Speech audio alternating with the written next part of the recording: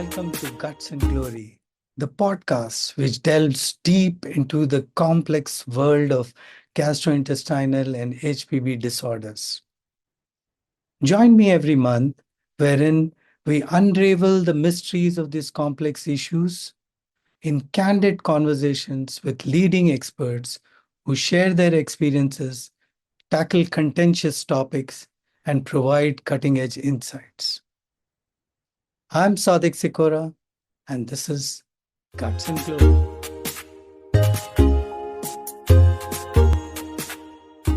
Welcome to this episode of Guts and Glory. I'm genuinely pleased to introduce the giant in pancreatic surgery and chronic pancreatitis globally and in India, and a dear friend of mine, Dr. H. Ramesh.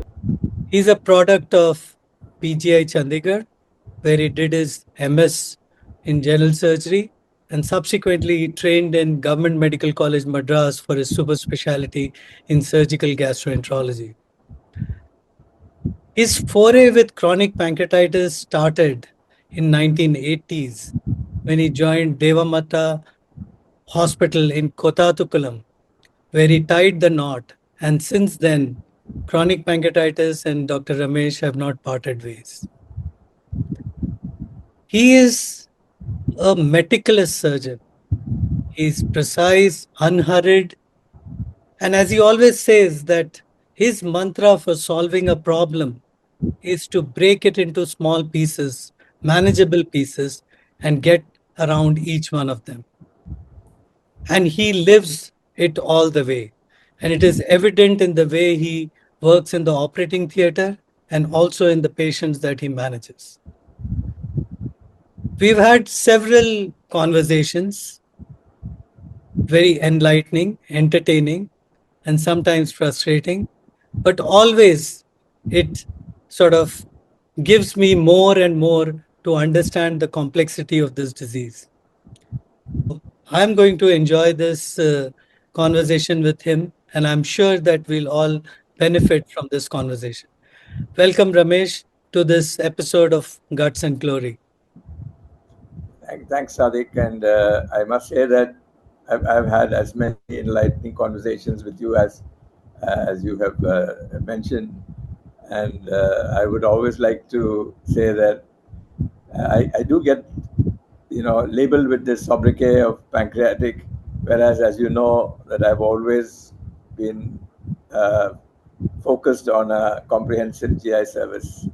Yeah. And sometimes, you have it's like having greatness thrust upon you. It is like having this label thrust upon you, and I'm not even sure I deserve it, and I'm not I even think sure that. appropriately so. I think appropriately so. But we are going to sort of explore that aspect with you because I think that's one thing which I always love interacting with you on. Uh, Let me start from the beginning. As I said, that it started in Devamata uh, Hospital in Kottatukulam. But was it just happenstance? You were just present there and you had these cases, or it was something more? You just found the challenge exciting. You found that there was something more in this disease which needed to be done. How was it that it sort of, this marriage has lasted so long with chronic pancreatitis and brought you where you are today and the disease where it is today?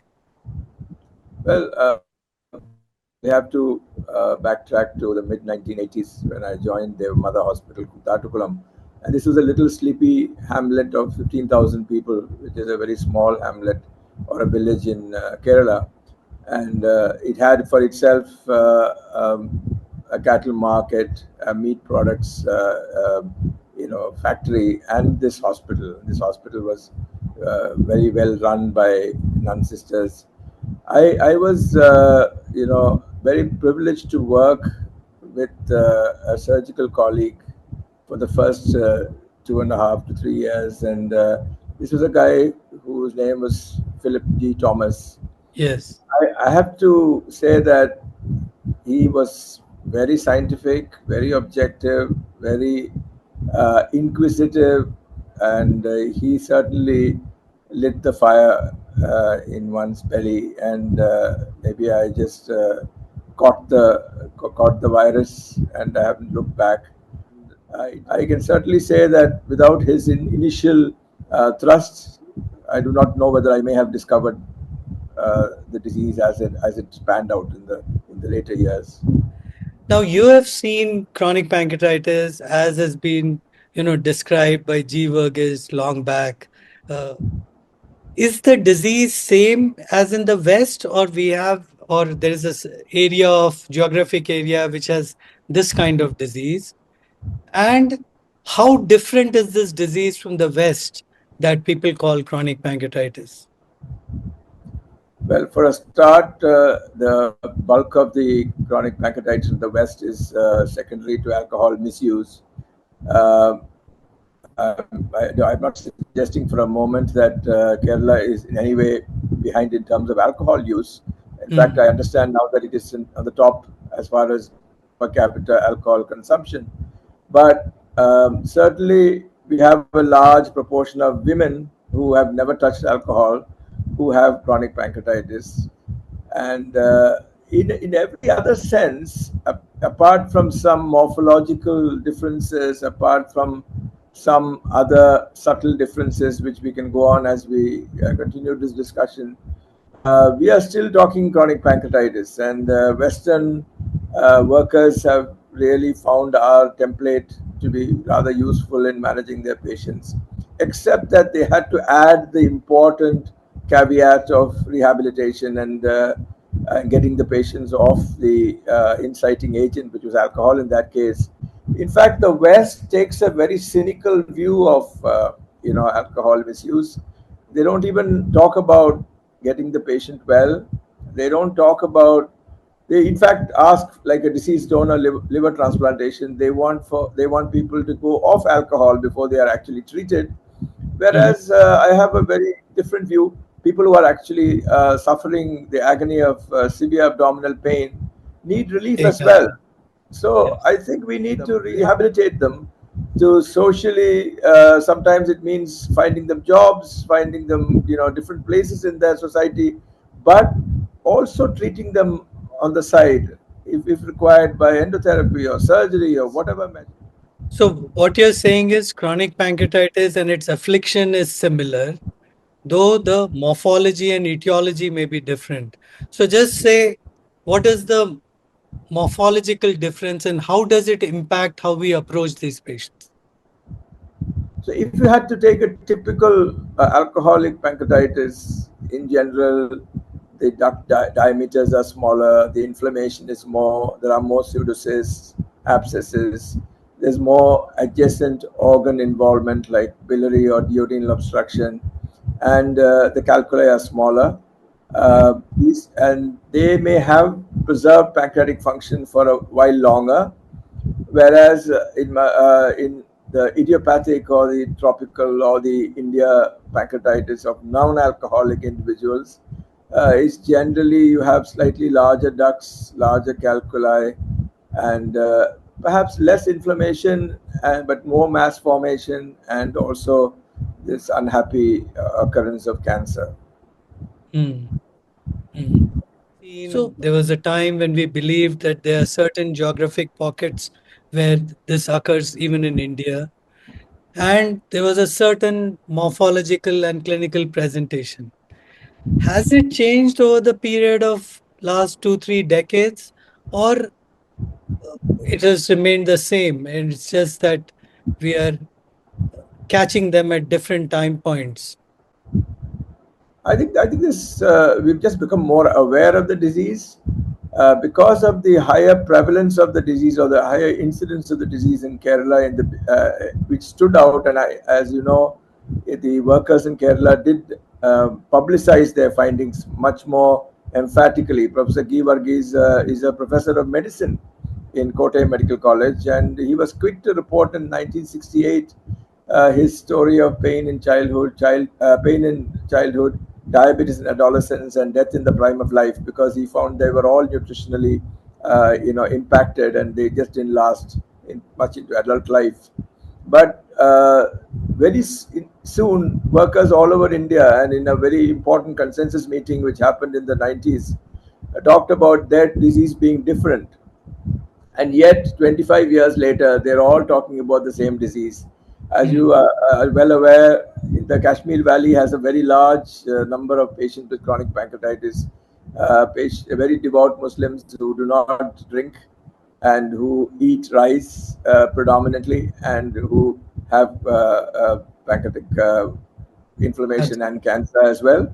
It's Orissa. My colleagues told me that it never occurred there, or when it did, cancer never occurred until Shivram Prasad Singh published data regarding malignancy in chronic pancreatitis. So I realized that pretty much similar diseases present all over the country. Moreover, over the last 2 decades, because of the plethora of pancreatic surgery units and pancreatic therapy units in India, obviously patients go to any one of their institutions of choice. So I do draw patients from all over the country, and I don't see too much of a difference in the morphology or the presentation of patients in Jharkhand versus those in Kerala. Kutarkulam or in Kerala and See, so on. Ramesh, what I realize is we have two or three issues to address when we are dealing with chronic pancreatitis. One is, of course, pain. Second is pancreatic function. And third is cancer. So these three we'll take one by one. So the first thing about pain. Now, the question which bogs me on and off is that how soon should you intervene to address pain in chronic pancreatitis? You wait for unrelenting, disabling pain, or you intervene early? And are there any benefits? There are certain trials which have come up saying that early intervention may be better. So, what do you think in chronic tropical pancreatitis that we see?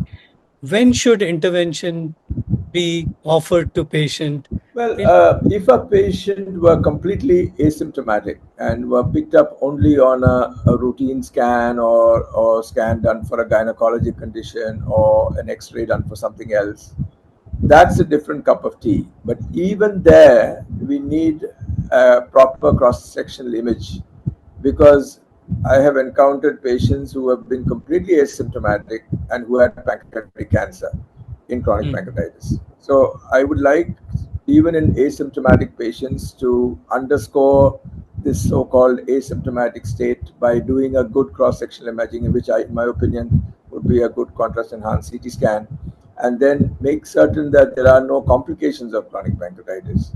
Yeah, if you had a large pseudocyst, or if you had some biliary obstruction, or if you had a mass lesion in the head, then it would definitely need further evaluation and then appropriate intervention.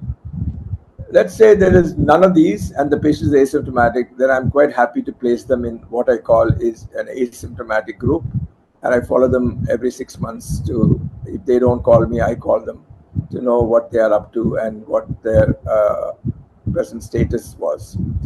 But if patients get enough pain or severe pain, if they get trifling pain which does not interfere with their lifestyle at all, uh, then and if I can usually relate it to some dietary indiscretion or some other cause, then I am not keen to intervene in any way.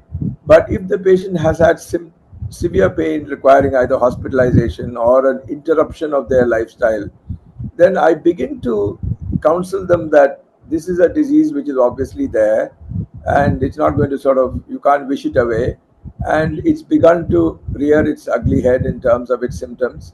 So perhaps you need intervention. I'm not for a complete, a rapid, rushing into a procedure, simply because pancreatic surgery in the best of hands, or pancreatic endotherapy in the best of hands, can be a somewhat dangerous affair. And if you have an occasional patient who has major complications or death, then you can be guilty of having induced that death, and most prematurely at that. Therefore, I would like to, however, begin the part of counseling. And so it's a process. It does not, I can't give you an arithmetic sort of recommendation, but I would certainly intervene much earlier today than I would have done 20 years ago for the two main reasons. One, that I see patients in such horrendous complications. Many of them are so difficult to treat, and we manage to the patient and the treating team survives by the skin of their teeth. And the other is the specter of cancer. Of course, there is a big controversy as to whether any intervention would actually Yeah. prevent cancer. But Yeah. So basically, if I understand correctly, it is that symptoms, you don't want them to go into complications, and therefore start a sort of discussion with the patient and find a window where you think it is appropriate in the patient. So from the time which we used to say, the patient has to earn their surgery, to now it is a consultative discussion and awareness that this may lead to problems, and therefore at some stage we should find a time and window to do intervention so absolutely, that, I would yeah. agree completely. So then this brings to the next question, that does intervention directly impact the endocrine exocrine function and the Well, timing of intervention? Well, that's the whole problem, because the when we have these asymptomatic patients, we have now followed them for many years. The data is still with us. We found that patients remain asymptomatic for years and years, but one cannot presume that the pancreatic function remains static. There is obviously Mm. a gradual deterioration of pancreatic function. In our first 91 patients, which we published way back in 1992, we did a 10-year follow-up of patients who had surgery, and two-thirds remained intact. I mean, they had a The static, traditional of surgery. Okay. pretty much the same function. About 16% actually improved in terms of their glycemic status, and 15% worsened.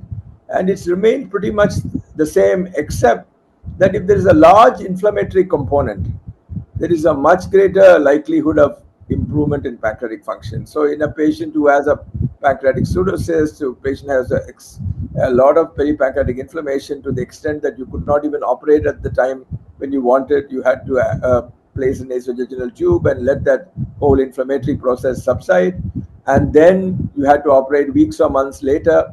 Those patients seem to improve their pancreatic function much more than those who are the late atrophic glands, who really probably have had all their life pancreatic lives snuffed out of them. That I need to counsel the patient regarding this, the fact that in about 11% of patients develop early diabetes mellitus after, say, a fry procedure. And that's because the removal of some amount of gland has actually tipped the Yeah. scales into diabetes, and they all Mm. attribute it to surgery. In a way, I agree that it is attributable to surgery, but I also caution them that it may have happened anyway. And then So, the third aspect, which is the scary part, which to any patient is that it is deemed a pre-malignant lesion. And so that's always a sort of specter hanging on the head that you have chronic pancreatitis and there is malignancy. And we all know that there are some reports which have come from Japan that early operation may prevent development of cancer. So I have two questions related to this. Do you believe that early intervention has a role in sort of preventing the transformation into cancer? And B, post surgery, all those who have had surgery, do they get cancer on follow? And is it less than what a non operated patient has? well, this is one is guilty usually of always becoming too sort of eminent in your comment in one's comments, especially when you think you know the disease well. And I've always been wary of sticking my neck out and talking about this subject. That is, I'm going to give you a few unconnected statements, and we're both going to put them in our pipe and smoke them and see where we get to. The first is that if you have symptomatic pancreatitis and you have pancreatitis with complications, at least 1 in 10 has cancer. Whether that's a very high number, and that's especially as you have units who deal with more and more cases seem to get these numbers more because they are the ones which attract the most symptomatic ones. Mm-hmm. Uh, the I always say that if you went to a endocrinology unit, you would find patients who had no pain, who had all had calculi, and all of whom were diabetic, Diabetic. and cancer was zero in them. Whereas Mm. in a unit like ours, 55% had diabetes, but all of them were symptomatic, and all of them required some real robust intervention. And out of that, 1 in 10 or 1 in 12 at the most will have cancer. That's a very distressingly high number.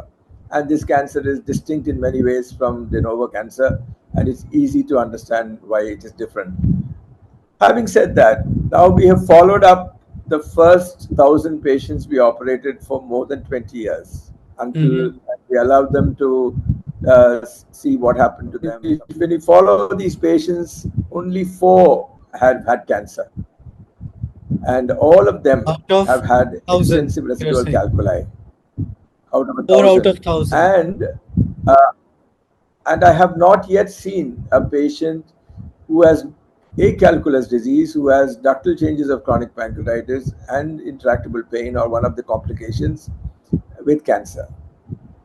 Mm. So I have no choice but to say that somewhere the presence of those stones in for long periods does induce dysplasia and metaplasia and cancer.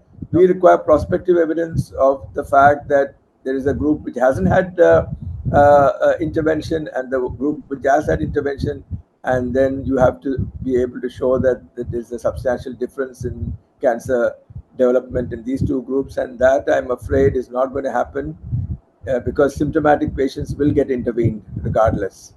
And therefore, we have to use these indirect evidences to reach a conclusion. I believe that many workers who are dealing with large numbers of pancreatitis must sit down together and reach a consensus. If you remember, Albert Lowenfeld's original paper published in the New England Journal of Medicine said that chronic pancreatitis, regardless of etiology, was had a 3 to 4%, 4 times, fourfold Yes. risk of higher risk of cancer, and Yes. not just patients with hereditary pancreatitis. And hereditary pancreatitis doesn't happen in India. I've only seen the Yeah. one patient in all True. my career. So we have something which is somewhere between hereditary pancreatitis and somewhere between the common alcoholic pancreatitis. Um, I want to also emphasize that Pramod Garg published this paper that he had also not seen mass lesions in alcoholic pancreatitis turn into cancer or present as cancer. And I agree with those observations. So if I have a patient who has obviously been consuming alcohol for a long time, got pancreatitis, and then had pretty much the morphological changes that I described, the chances of their developing cancer was certainly much less than those in the opposite group. But is surgery doing good? Because the indirect evidence suggests that you're taking out the offending agent, which is stones in this case. You are taking off the inflammation, and your follow-up has shown very little number of patients after surgery having cancer. Well, I prefer you to say that, to ask that question rather than for me to, speak from the pulpit and say I'm that. smoking the pipe. Yes, and all I'm saying is that there is definitely the evidence on the ground that it just the point is the field change that is supposed to happen. I don't quite know when the field change is happening. We need some more, I think, some more data. We need some more time to actually begin to say this more emphatically. But we are getting there. I think we are getting there. Fair enough. Fair enough. So just to complete, because as we said, we started with pain and all. And when we intervene, whenever, as you said, are the indications to intervene, what are the outcomes one should expect in these patients? What is what we now call as textbook outcomes in terms of pain relief? And what factors influence that? They must not have such, life-threatening complications that make them go through a very long rehabilitatory process. And this is really in terms of extensive pancreatic leakage, abscesses, and post-operative sequelae with obstructions and the like.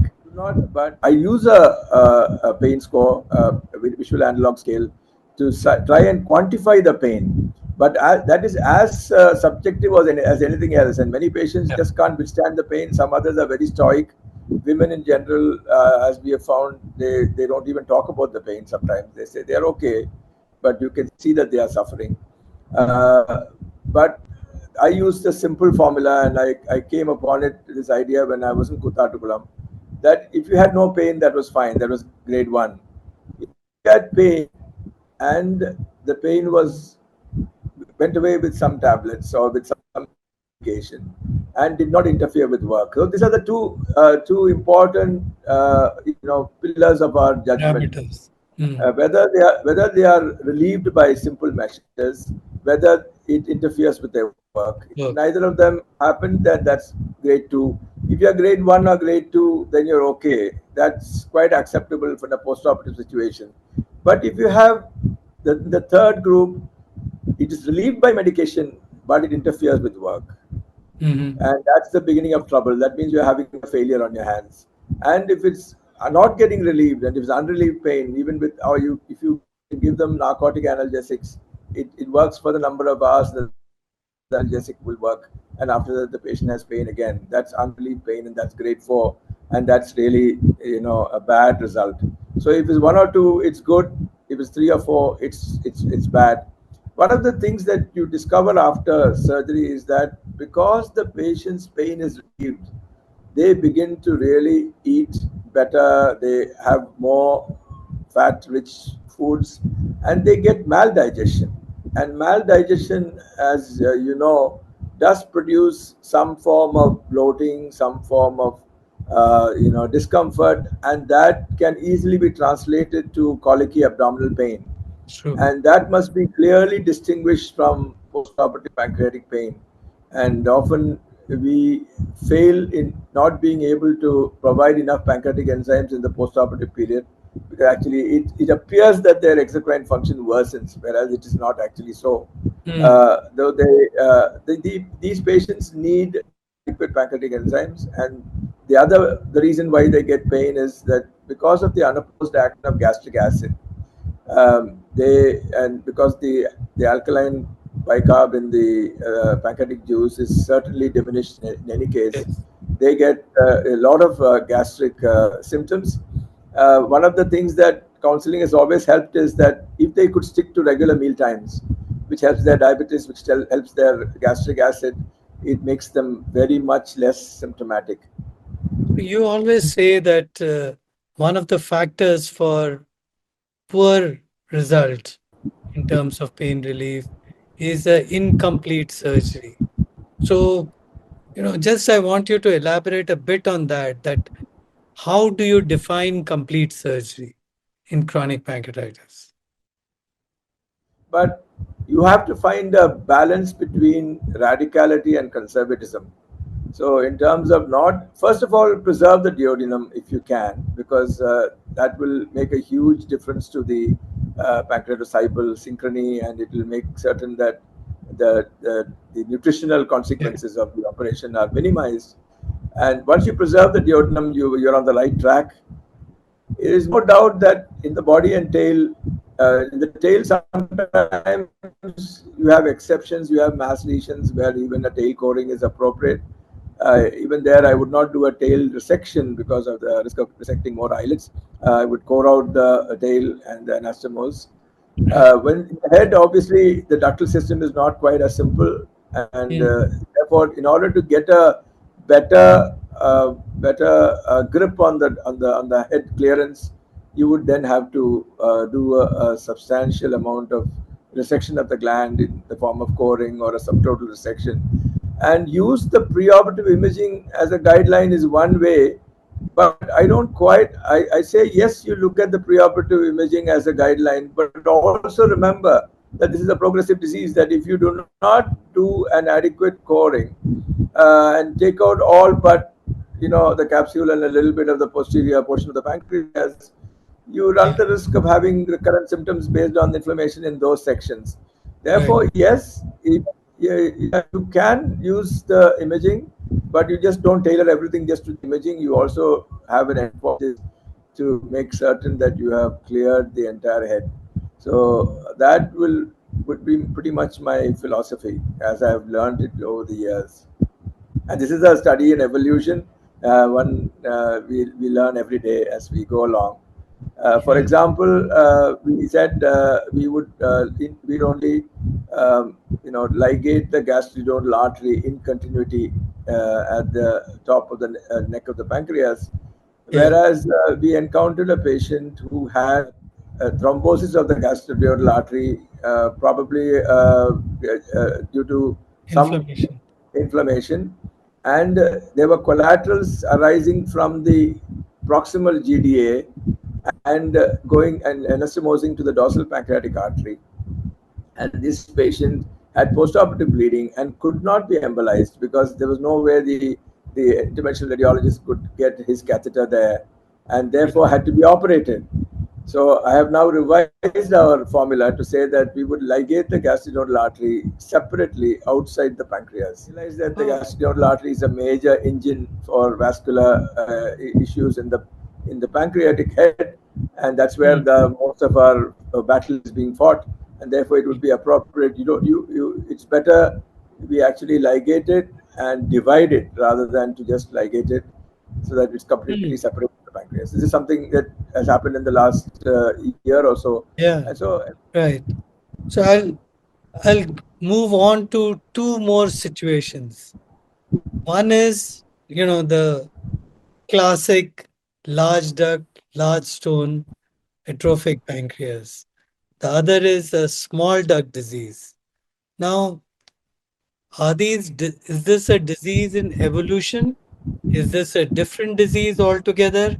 And needs different solutions. What is your opinion on this?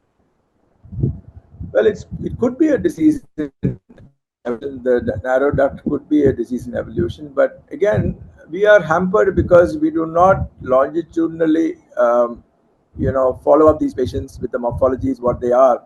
I have only about 120 patients who are asymptomatic who are on follow up. That's a very small number to publish a guideline as to how we should deal what happens to these ducts.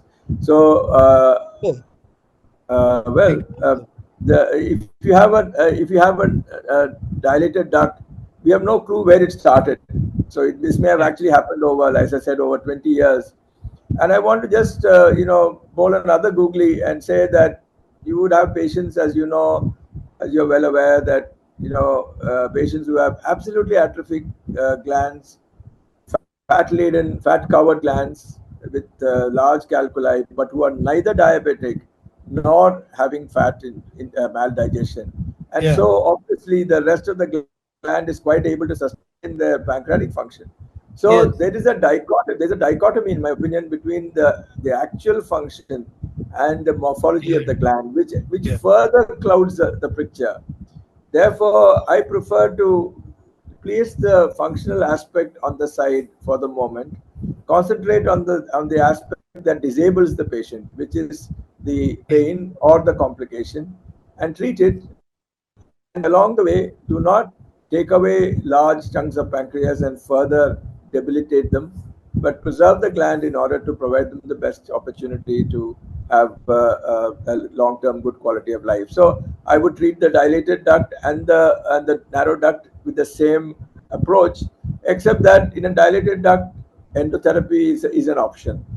Whereas in a narrow duct, certainly I would not use endotherapy, or I would not use even ESWL, because you need a large amount of fluid medium in order to hammer away at the stones. So So, since we are talking of endotherapy, is there a role of stenting to see whether the narrow duct disease would benefit from surgery. A lot of people use this as a test to see whether how relevant and appropriate is that. So again, our data suggests that patients who fail endotherapy do not fail surgery.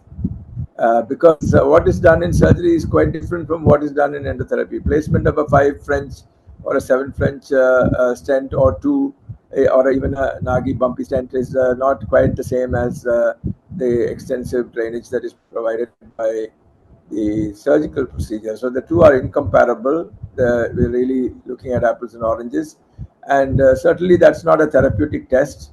But the biggest problem that as I see with endotherapy is the reluctance to admit when Okay. one's treatment isn't working. So there is no in our environment, we do not make a good policy as to when we are going to say call quits. Not enough. Yeah. So we just go on, and the patient, and we really pander to the patient's instinctive reluctance to undergo a surgical procedure, and we say, oh, this may avoid surgery, and so it goes on and on and on, and therefore Yeah. our current limit is 22 stents, and a single patient having 22 stents, and Yeah. I'm sure we'll see larger numbers in the future. Since we are on this, Ramesh, I was reading a couple of reports of adding a sort of neural clearance near the celiac axis while doing a phrase or a pancreaticogestomy in order to take care of the neural component of pain. What is your view on that? Well, this data has actually come along many years ago. I mean, the Stanley Group, as well as some others, have suggested this. The problem is, I don't even know what is the criterion on which you base an effective neurolysis. So Hmm. you've done a procedure there, and you don't even know whether it's worked, and you then have two groups, albeit randomized, and then you say that one fared better than the other. And I'm not certain that this is really has any clinical implications. If it is so easy to turn off the light or to turn off the switch and relieve pancreatic pain, then why don't we just do that and not even do the fry procedure? I'm sure it's easier to do and easier to technically to perform, and you can find Hmm. many ways of doing it. So I would much rather address the real elephant in the room, which is the mass, which is the dilated duct, which is the strictures, which is the stones, which are the biliary obstructions or the portal hypertensions or whatever. Yeah, I mean, this is what I need to understand through you, that there's so many things which are being projected, and we need to sort of sift out from this that what works or what apparently works rather than presumptively that this is what is working. The other great conundrum is of head mass in chronic pancreatitis. Now, it's a big topic, and I don't know whether we can address all the issues, but just give me a sense from your vast experience that when we have a head mass in chronic pancreatitis, how different is it to discern in alcoholic chronic pancreatitis versus a tropical or a Indian chronic pancreatitis with large duct and stone with a head mass? Are these two different entities which make it difficult to understand the head mass, and the consequences of head mass in these two are different? Well, let me make it further confusing by suggesting that many patients without alcohol have narrow ducts and head mass, and many patients with you know clear-cut history of pancreatic calculi and pancreatic dysfunction have actually taken to alcohol as a result of pain, and now the picture is completely mixed as far as idiopathic versus alcohol is concerned. So we can just leave that etiology aside and just look at the pancreas itself. Obviously, the question is that you want to know whether it's cancer or not, and the reason I try and say that we must try and find that out as far as possible is that you wouldn't take out the head in a patient with chronic pancreatitis. that is benign chronic pancreatitis or a mass forming chronic pancreatitis, for fear of leaving the patient without duodenum, without the head of the pancreas, and subject to all the nutritional sequelae of chronic pancreatitis, and still have them living and suffering. Not even the importance of what I tend to repeatedly emphasize, the need to at least get your get your assessment nearly right. Although one can never do that perfectly, and there will always be some overkill. There will always be some patients who Yeah. would have had the head resection for chronic pancreatitis, but we must try hard, and that's where the problem starts. Once we begin to try hard, then we have trouble because Yes. the criteria are not so well defined. Certainly, if I have a patient who has 5 milligrams or more bilirubin, 95% sensitivity, 95% specificity, there is no argument about that. So, if my younger colleagues, I would tell them if they call me over the phone, and as they do often, and I say there's a mass, there is bilirubin is 11 milligrams. I say take out the head. Mm. It's going to be cancer. But unfortunately, now we have three multivariate models which are actually being examined together, and I have actually proposed that we should include more nearly every player into managing their patients based on these models and seeing where they get. The Stanley Group made their model, we did ours, and the Trivandrum Group as a third model. Some of them are a little difficult. Some of the criteria there are a little difficult to comprehend. In ours, for example, we have weight loss, and weight loss, as you know, is a very nebulous thing. It can happen due to a whole lot of causes. But we have failed to take out that from our multivariate regression equation. In the Trivandrum model, gastric outlet obstruction is very significant sign of cancer. That was not our observation. Mm. So we are retrospectively trying to examine every patient with a view to examining based on each of these models and seeing where we get. And when the analysis is complete, it will make very interesting reading.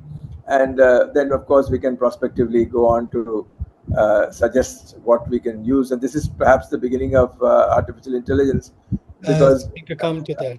yeah, if you put these into the equation, into even an Excel file, as I have done, and you as you enter all the other data, you get straight away the regression value, and based on your past data and the ROI curve, we know what the sensitivity and specificity of that value is, and therefore we can say with 95% accuracy or 90% accuracy that this is going to be cancer, and then operate the patient and then see what happens. That is validation, of course. But the the impact of artificial intelligence will come in with a greater dependence on imaging. Right now, imaging is still subjective, and radiologists and as well as clinicians are both hampered by their by the cotton in the wool in their head, and they Yeah. don't really see everything. But we are let's assume that we have some very resounding images of the pancreas in patients with these mass lesions, and that is AI driven, because the algorithm also requires that the imaging system records a minimum number of, say, 64 characteristics of the head, Yeah. and without that the scan does not complete. So once that is completed, it is straight away fed into the algorithm, and then gives you a value which suggests to you that this is cancer or not. Then the question again would be, once you have that data, you would then have to use an independent observer to do a clinical judgment analysis, and then in a blind fashion, you would have to then give the clinician's uh, conclusion, and the question then would be, which would you But follow? I believe that you will probably have to have enough data with imaging and pathology to eventually say that this imaging correlates with this, Yeah, and that absolutely will right. be a very large, data which one will have to feed so as to get the answer in that. So as of now, we still have to rely on the indices and parameters which all of you have laid out. And as we've discussed uh, innumerable times, that it's still always a challenge to figure out what it is. But, the difference, if I understand correctly, is that you would be reluctant to undertake a Whipple unless there is quite a sort of data which is strong enough to push you towards that. Whereas there would be other groups who would offer a Whipple at a lesser convincing evidence. And it's just a matter of philosophy. Not quite. I think it's also a matter of the closeness of follow-up. I have recommended to the surgeons who are a little more trigger happy with the Whipple to try and see their patients a few years later, and it's a very agonizing process to just watch them, struggle through life. Right. So you almost wish that you pulled the trigger and ended their life, because in spite of all my efforts, and I have had many run-ins with the insurance companies. I know Star Health now gives outpatient cover, many others give outpatient cover, but they still don't give outpatient cover for pancreatic enzyme replacement because they don't think it's a disease status. So we are, unfortunately, the government has no such interest because it's such a small population and it's not populist from their point of view. So in Mm. spite of my efforts, we haven't had any support for really the support for pancreatic enzyme replacement therapy in a post-operative or a post-endotherapy or in a patient with chronic pancreatitis on the outpatient basis, and that's a major problem. Therefore, I would like to give higher doses if possible, but you can't because the patient cheats on you, and he or she says, "I don't want to waste Yes. all my life, all my khandani, paise on my tablets." So just to complete that, since you said about post-operative enzyme replacement, so routinely, all patients, how long, what dosage, and do they ever come out of that? Yeah, in our experience, about 35% of them are able to live on uh, pancreatic enzyme tablets when they go and have a big meal. We recommend that they carry it in their wallet or their purse, and they take it, pop it if they have a big meal. Uh, so 65% require one tablet. In the 65%, remaining 65%, about 20% of them require one tablet at lunchtime at the main meal, Mm. and the remaining about 35 to 40% require more than one tablet in a day. About 10% require high dose pancreatic enzymes, for all the patients who are operated.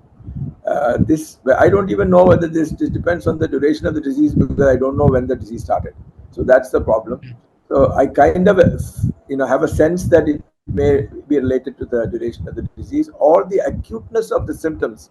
Let's say if you had a pancreatic abscess, intrapancreatic abscess secondary to inflammation, and then that pancreas is much more destroyed than somebody who has the atrophic gland, which you described, which has had no major, big hand grenades exploding inside the gland.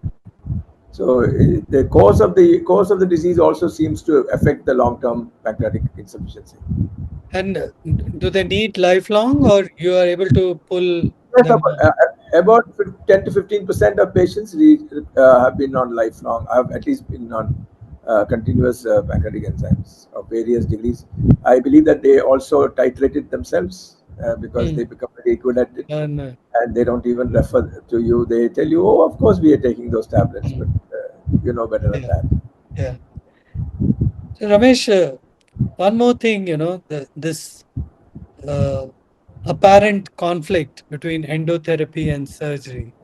I mean, for the people who want to think logically, it seems that there are clear indications for endoscopic and surgical intervention. Uh, do you think there is a conflict in terms of people crossing each other's zones of treatment, or there are very clear indications where endotherapy can be offered, where surgery is the treatment of choice?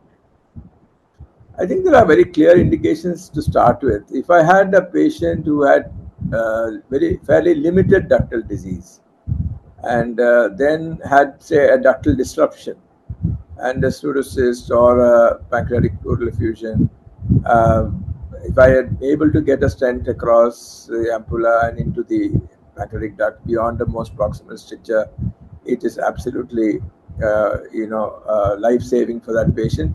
And very often these patients, especially when there is alcohol somewhere in the mix, in if they give up alcohol, the disease sort of aborts itself or at least becomes quiescent, and that may be all that is required. So I believe strongly that there is a subgroup of patients who have sort of lesser disease, who have had their morphology dealt with by endotherapy, and then that's it.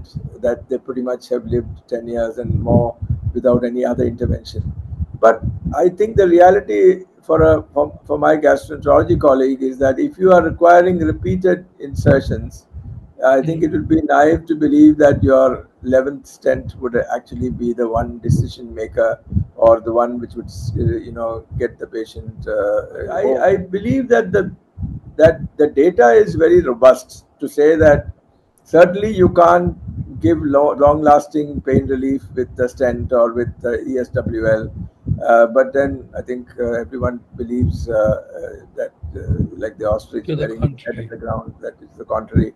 I gave a talk in the Indian Society of Gastroenterology meeting in Varanasi some 4 or 5 months ago, and um, a very senior gastroenterology colleague asked me tongue in cheek why so many patients were getting stents when the data was so overwhelmingly in favor of surgery. And of course, you may imagine what I may have said in reply. Yeah. So often I see that political correct statements being made when they on the dais and when in Yes. the debate, but the practice is not, uh, you know, uh, akin to what the statements are being made. Yeah. And Although I must confess that the majority of my medical gastroenterology colleagues do concede that perhaps surgery has a better say in providing lasting relief than endotherapy. It's just that there are a few big bumps which think otherwise, and they drive the public opinion along, and that's the way life is often. That we have a few loud yeah, voices, and that's the way I it is. often hear the indication being that patient didn't want surgery. So Yes. that is one of the things. So yeah, uh, well, I mean, so much of uh, a discussion on such a issue, it just shows why your marriage has lasted 40 years, because there's always new uh, to learn and do in chronic pancreatitis. But was it, I mean, is it exciting or frustrating? I mean, as somebody who wants to take up this challenge of chronic pancreatitis at this stage, with whatever has been done and whatever information we have, is it going to be a frustrating journey, or is it going to be an exciting journey for a newcomer who wants to get into this? No, I think frustration is integral to any process in life. And frustration is because your goals have not been met within the time periods that you wish them to be met. And they are all created by the person themselves. I mean, most of the excitement and the frustration is all what you sort Your of expectations, uh, right? they actually depend on your thought process. And I think what we need to realize is that we are after all, we have to be realistic. We are just we are okay. We may be philosophers, we may be carpenters, we may be electricians, we may be doing different things, but whatever we do, we need to be able to do better than what we did before. And as people who work with the community, we have a responsibility to try and improve the overall state of any disease that we encounter, not just the individual patient, but the larger picture. And so doing, we must spend some time to delve into the techniques that we use, the understanding that we have, the knowledge that is already on the ground, and what is remains hidden, and be fully aware that your efforts may actually not get you anywhere, but you keep Yes. trying. Genetics, for example, is a major issue in chronic pancreatitis. We like all to say that it's very easy to cationic trypsinogen is not a problem in India. Mm. Pink one gene is just I think I can politely call it a lot of rubbish, because I don't think the presence of a spink one mutation actually determines the fate of these patients. Mm. And in fact, I get very distressed when there is a discharge report that says pancreatic enzyme therapy and genetic studies, as though genetic studies will get you anywhere and solve the patient's problems. So I think there are many epigenetic factors as well, in addition to genetic aspects. We have now done whole genome sequence in families with chronic pancreatitis, and Mhm. failed to find and identify the actual common mutation. And so it just shows that it's very very difficult to get anywhere, but one continues to try. The next question is, if you found some mutation, then what would you do with it? So Mm. that's an even more scary Well, thought process. uh, So total pancreatectomy. For well, example. that would be. I mean, I'm just saying that, that's the best we can come up with after that. So it's really a major problem. So if we can get fewer cancers to happen in chronic pancreatitis, that would be a major achievement. That would be much more impactful than to say that this is a genetic disease. And I don't think we're getting any closer to that. AI may help, but on the other So, hand, if I ask you, Ramesh, that I'm wanting to work on chronic pancreatitis, and what you see as three, four areas which needs attention, which may have an impact on how we deal with this disease and what good we can do for patients with this disease. So, so I would certainly recommend that my colleagues who are interested must definitely reach out to the community and be able to translate much of their thoughts into actual action on the ground. So people must be able to see this disease as just like diabetes, just like another condition. That's something you can live your life through. You can have children. So I met a young lady who has had chronic pancreatitis surgery and who is 6 months pregnant this morning, and it's obviously she's very excited about it, and I was able to relate to her excitement, and she's not even diabetic yet, and so is a great success story. But then I think the worker will also have to definitely look at genetics, because obviously this is affecting some people and not affecting some other people. We can't call it environment, we can't call it cassava.